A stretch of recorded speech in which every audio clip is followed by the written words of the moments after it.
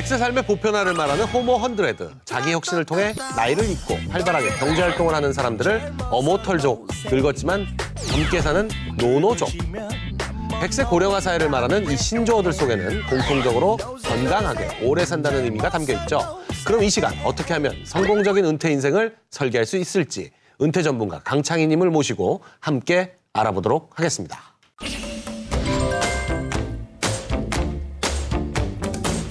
은퇴한 다음에 절대 하지 말아야 할 게 있다면 뭐가 있을까요? 저는 이제 노후 설계의 발목을 잡는 세 가지 착각이 있다고 생각하는데 첫 번째 착각이 뭐냐면 인생에 80 이후는 없는 걸로 알고 있다. 그래서 뭔가 계획을 세우는 분들도 보면은 80 이후에 계획을 갖고 있는 분은 거의 없거든요. 환갑까지만 살아나오면 일단 100세다. 기대 여명이 일단 요즘 같아서 그런 분이 그러니까 되죠. 그런 100살까지 산다고 생각하고 그 계획을 세워야 되고요.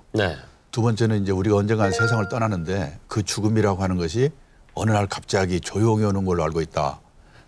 근데 안 그렇거든요. 주위에서 보면 많은 분들이 짧게는 2, 3년, 길게는 10년 정도를 앓으면서 돈 문제, 외로움 이걸로 고생하다 가거든요. 그런 거에 맞는 또 계획을 세워야 되거든요. 그다음에 세 번째 착각이 뭐냐면 많은 분들이 자식이 자신의 노후라고 생각하고 있는 돈 다 퍼부어놓고 제가 그렇죠. 우선 교육비, 결혼 비용 이런 것을 돈이 많이 들어가서 자기 노후 대비가 안 되는 게 문제고 또 하나는 자식들에게 자립교육을 시키지 않았기 때문에 제일 안 된 게 보니까 자식 사업하는 데다가 돈 밀어 넣어주는 게 그럼 한 방에 날아가더라고요. 그냥. 근데 그거는 뭐냐면 그 이전에 자식에게 돈 관리, 경제적 자립 이런 교육을 너무나 안 시켰기 때문에 저희는 그래서 그냥 애들한테 아들 셋인데 하나당 100만 원씩이다 이렇게 지금도 계속 주입을 시키고 있는데 하나당 100만 원 무슨 뜻이에요? 네? 매달. 아 매달. 그럼 여기서 300 나오고 국민연금 뭐 이런 거 좀 있고 이렇게 해서 대충 한 500 되니까 둘이서 사는 데는 문제가 없지 않겠나. 근데 문제는 60년대까지만 해도 수명이 짧았기 때문에 노부모 부양 기간이 평균 5년이었는데 100세 시대에는 20년에서 25년을 부양해야 되거든요. 그러니까 어느 순간에 가면 그 집 아드님도 노인이 되고 강 변호사님도 노인이 되니까 노인이 노인을 부양하는 시대가 되기 때문에 그 계획이 맞지 않을 수가 있죠. 근데 사실 이게 참 노후 준비에 관한 얘기를 하고 있으면 답답해지거든요. 대책이 별로 없어 보여서. 부동산이 더 나은 거 아닌가요? 부동산이요? 6.25 이후에 55년생부터 63년생까지는 이 합계 출산율이 6.3명이었거든요. 많이 낮단 말이죠. 그 사람들이 집을 사면서 이 집이 폭등을 했는데 예를 들어서 2005년 같은 경우는 출산율이 1.08명이거든요. 그럼 그 애들이 시집장가 갈 때는 아무리 집이 없다지만 양가에 한 집은 있을 거 아닙니까? 주택은 재테크의 수단이 아니고 주거의 수단이다라고 생각해야지 정상이라고 봅니다.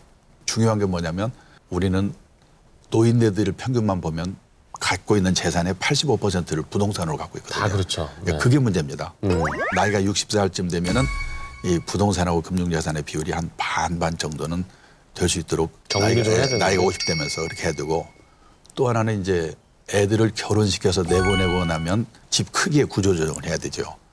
근데 우리는 애들이 결혼할 때쯤 오히려 집을 큰 집으로 가려고 그러거든요. 아들이 사유가 와서 자고 간다고 그러는데 안 자고 가거든요.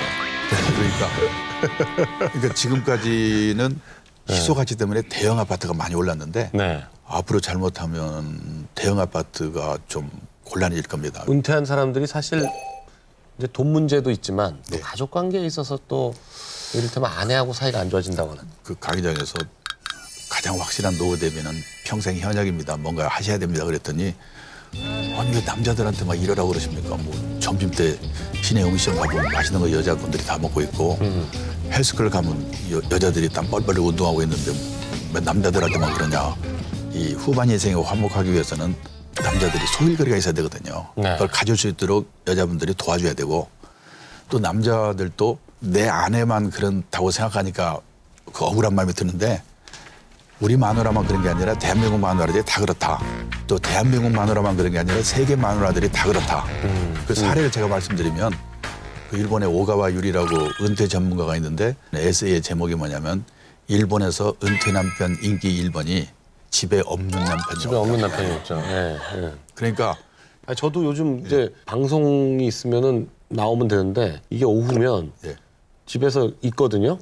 와이프가 나가더라고요. 오랜만에 보면 볼수록 참 이렇게 그 목소리가 다정해요. 저한테 이를테면 추천하는 은퇴 준비법. 우리 강 변호사님은 제일 조심할 게 일종의 자유업이지 않습니까? 네네. 꼬박꼬박 돈 들어오는 뭐를 해야 되지 않는가. 예를 들어서 레스토랑이든지 뭐 이런 거 있잖아요. 그 유혹에 빠지지 않는 게 첫째 중요한 것 같고. 뭔가 해야 되겠다는 그런 생각을 하다가 사업하면서. 그래서 저는 열심히 지금 이 일을 하셔가지고 매달 들어오는 수입에 네. 그거를 저는 세 개의 주머니를 가지라고 그러는데 생계형 주머니 몇 달 이내에 쓸 거는 무조건 예금하고 이 자산 형성 주머니라고 해서 노후를 위해서 이렇게 또는 무슨 자기 다른 꿈을 실현하기 위해서 몇 년 후에 쓸 돈. 그다음에 뭐 약간 뭐 주식이라도 좀 사다 팔아다 재물을 하고 싶으면 그 이제 오락용 주머니라고 그러는데 요 세 주머니를 꼭 만들어서 매달 돈이 생기면 그 세 주머니에 어느 쪽에 갖다 넣어놓고 그리고 제일 중요한 게 가운데 있는 자산 형성 주머니를 아주 그냥 원칙대로 자산 관리를 해나가는 그런 방법을 터득하는 게 중요하지 않을까.